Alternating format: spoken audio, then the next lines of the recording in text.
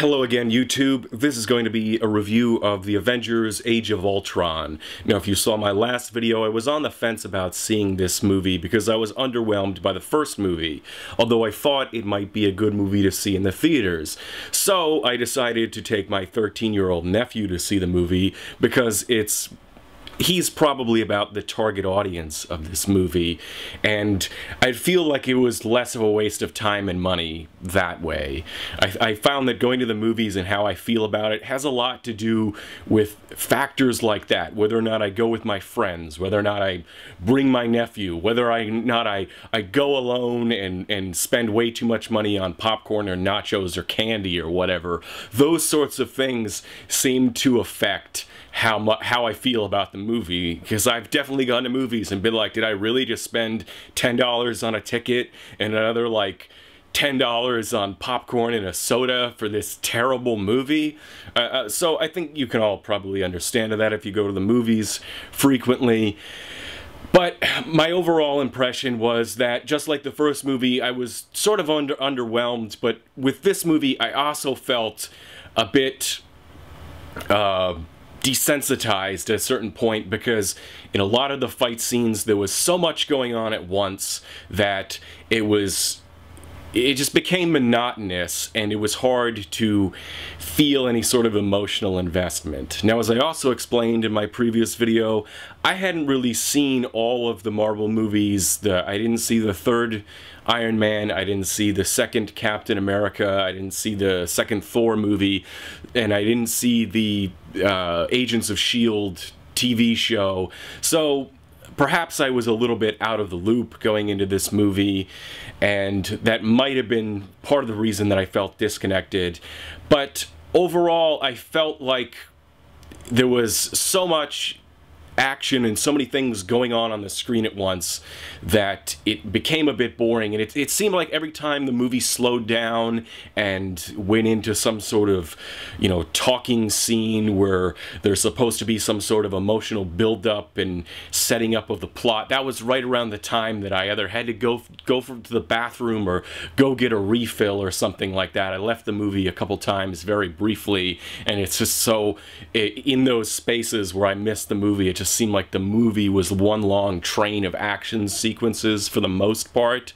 Although I did catch some of the subplot stuff, like, oh, Hawkeye's this family man, and yawn, honestly.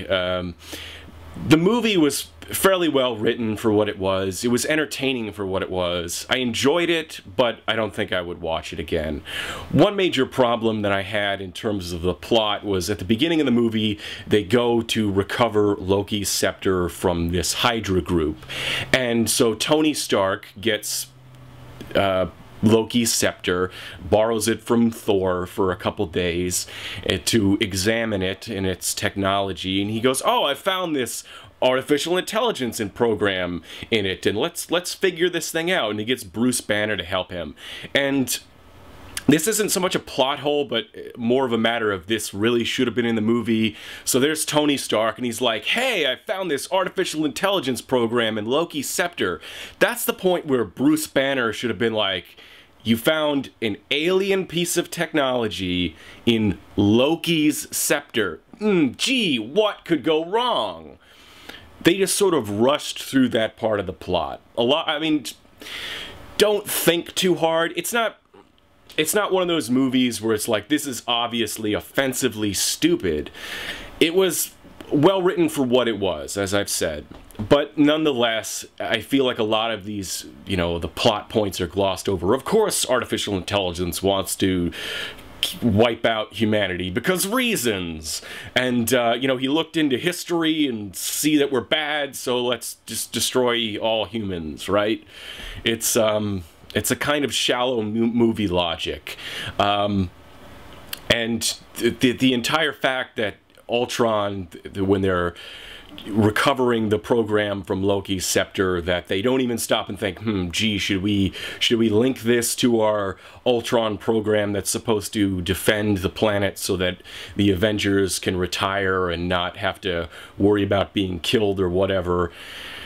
They didn't really stop and think any of it through, and the worst happens as a consequence. And I could totally buy that if Tony Stark acted alone. But I think at the very least, Bruce Banner should have been like, we should stop and think about this for a second.